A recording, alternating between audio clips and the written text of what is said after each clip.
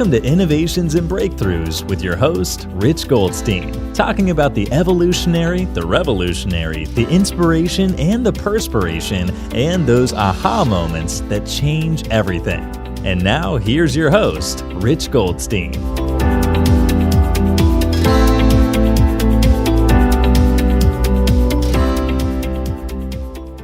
Rich Goldstein here, host of the Innovations and Breakthroughs podcast, where I feature top leaders in the path they took to create change.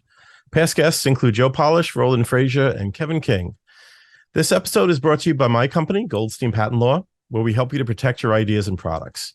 We've advised and obtained patents for thousands of companies over the past 28 years. So if you're a company that has software, a product, or a design you want protected, go to goldsteinpatentlaw.com, where there are amazing free resources for learning about the patent process. And you could email my team at welcome@goldsteinpc.com to explore if it's a match to work together. You could also check out the book I wrote for the American Bar Association that explains in plain English how patents work. It's called the ABA Consumer Guide to Obtaining a Patent. So today I'm going to continue the discussion from last week about creating IP assets. And it's really an important mindset shift that's at play here in this. So in general, business owners like to view their investment in IP as kind of the value of slowing competition or gaining sales. In other words, if they own the IP, how are they going to use that IP to stop competitors from hurting their sales revenue? They look at it in terms of the way in which they can slow competition or gain sales because they have the IP, because they have the patents, because they have the trademarks. And in other words, they're looking at it in terms of cash flow and any return on investment. So if they're going to invest in IP, they're thinking of that return on investment that they might get in terms of, well, am I going to make more money? Am I going to have more revenue? Because I prevent a competitor from stepping on my toes? Or am I going to successfully avoid lost revenue because I prevent a competitor from stepping on my toes? But they're thinking in terms of the business operation, the monthly cash flow. How is the IP going to help their bottom line? But growth-oriented entrepreneurs view their investment in IP differently. They're looking in terms of the increased valuation of the business due to the IP they create. They're looking at it as an asset, where if they create the asset, how much more is it going to make their company worth? And, this value or that type of valuation can lead to a huge ROI when they actually exit the company. And granted, not every entrepreneur exits their company, but if you do, then having IP will increase the valuation of the company, and it will be an ROI in whatever you invested in IP.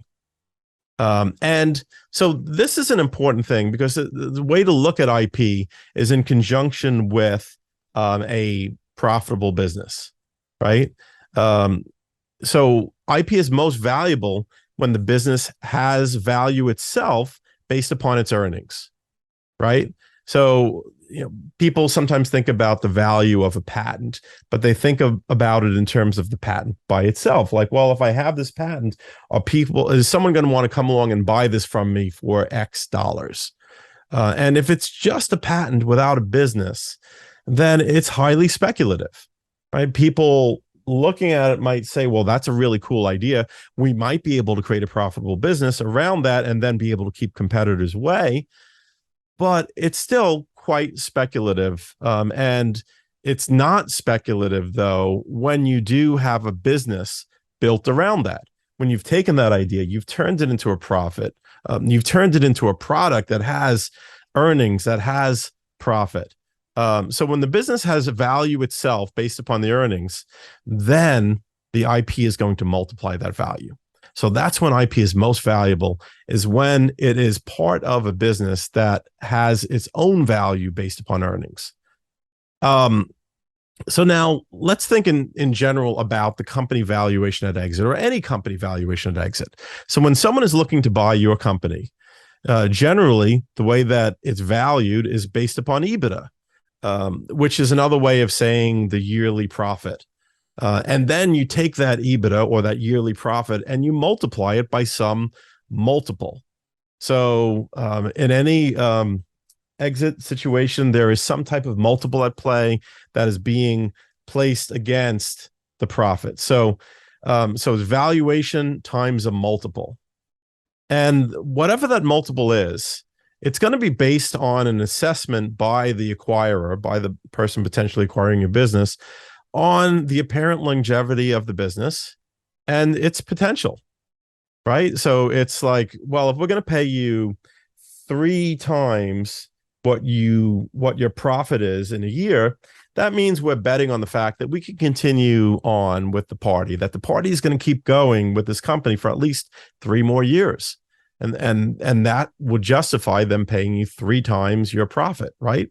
So it's apparent longevity and also the potential for growth. So like the view of the business and like, well, what else could they do with it? It might be making $1 million a year now, but if they think that it's something that once they acquire it, they could grow to make 2 million or 5 million a year, then that justifies a higher multiple. And so the multiple is helped by things that demonstrate sustainability of the business. And also it's helped by things that show the possibility of growing beyond what you've already achieved. Now, the multiple is also hurt by things that show risks to continue profitability.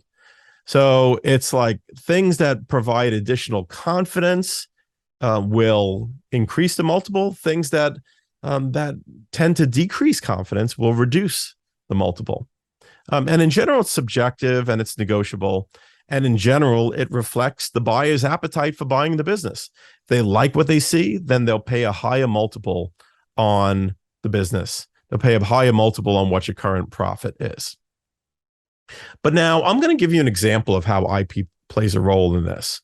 And we're going to look at 3 examples of when you're exiting a business and when you have good IP, bad IP, and no IP at all. So 3 different scenarios. So first of all, good IP is the type of IP that actually prevents competitors from entering the space.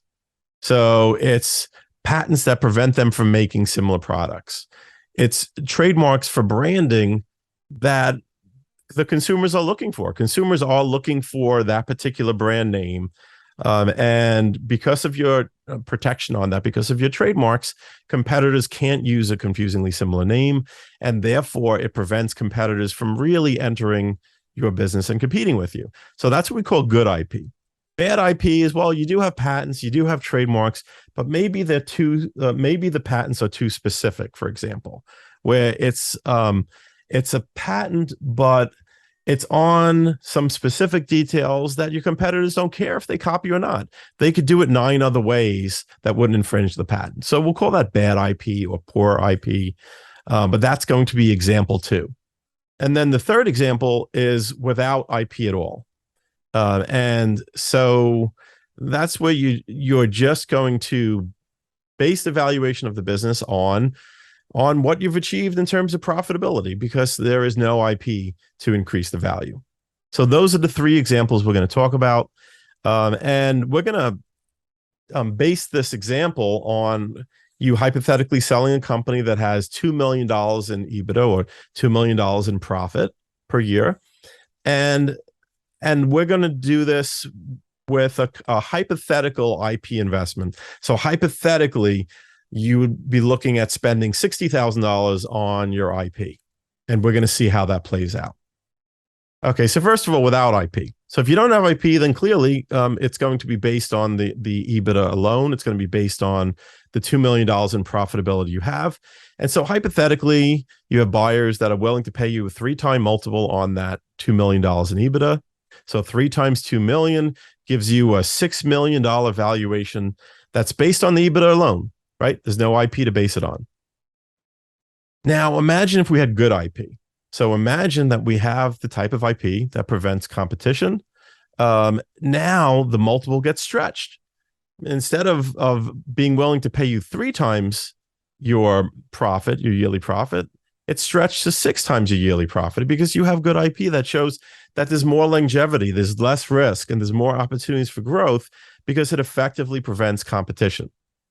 So now you've got a $12 million valuation. So it's $2 million profit times 6 times multiple is $12 million. So now it's a $12 million valuation that's based on the EBITDA since you have that good IP. So in this case, the IP added $6 million in valuation. So you got $6 million more for your business because of a $60,000 investment in IP. So looking at that and the ROI in that, that's 100-time ROI on your investment into IP. So it could be a very good ROI when you invest in your IP and you get good IP that actually prevents competition well. I've seen 1,000-time ROI on IP with good IP. So that's the second example. So with good IP, you've gotten 100-time ROI. Now, what about with poor IP? So what if the patents were very specific, trademarks were kind of poorly done, but you still have it. You still have an IP portfolio, and still to the buyer looking at your business and potentially buying your business from you, they say, oh, they've got an IP portfolio. So what value does that have? Well, what it does is it stretches the multiple a bit. So let's conservatively say that 3-time multiple gets only stretched to 3.3 times. So just a little bit more. So they're willing to look at it as a 10% increase in the multiple. So with that 3.3 multiple now, you've got a valuation of 6.6 million, again, based on the same 2 million in profit. And also the fact that you've got the poor IP. So now the IP has added 600,000 to your valuation. So that's cool. You got an extra 600,000 for your business. Instead of 6 million, you got 6.6 million. But remember that $600,000 increased valuation is only from a $60,000 investment in IP. So you still got a 10-time ROI on the money you put into IP. And the lesson here is that even when you have lousy IP, it's almost impossible to not get an ROI on that IP investment when you exit. And granted, not everybody exits their business, but if you do, you will almost certainly get an ROI on the money that you spent on IP. And there's a little bit more to this too. So again, we looked at good IP and poor IP. So there was a difference in the money you get between good IP and poor IP, where you got 6 million with no IP, right? 6.6 million with poor IP and 12 million with good IP. So between the 6.6 million and the 12 million, that's a $5.4 million gain that you had by the fact that your IP was good. And how do you get good IP? You get good IP from having good IP strategy from the beginning. So the lesson is that the way you achieve that additional gain, that additional $5.4 million gain, is by having good IP strategy from the beginning. And in some, like that is kind of what I've learned, what I've actually been able to quantify through some solid quantifiable examples and seeing a lot of acquisitions take place recently, especially in the Amazon space. And so this is the way in which IP can affect the value of your business. And the important thing here too is that mindset shift is like, don't look about like, well, is it going to have value in shutting down competitors? Are you going to get your money back from being able to shut down those competitors while you're operating the business? Look toward the end, look toward the exit, look toward the acquisition. That's when you'll get the real ROI. So next week, we're going to return to having guests on the show. Actually, my guest next week is going to be Steve Sims. And Steve has a really incredible story to tell, and also has a really cool book that he is launching that I think in itself presents a helpful mindset shift to us all. So that's it for this week, and I'll see you next time.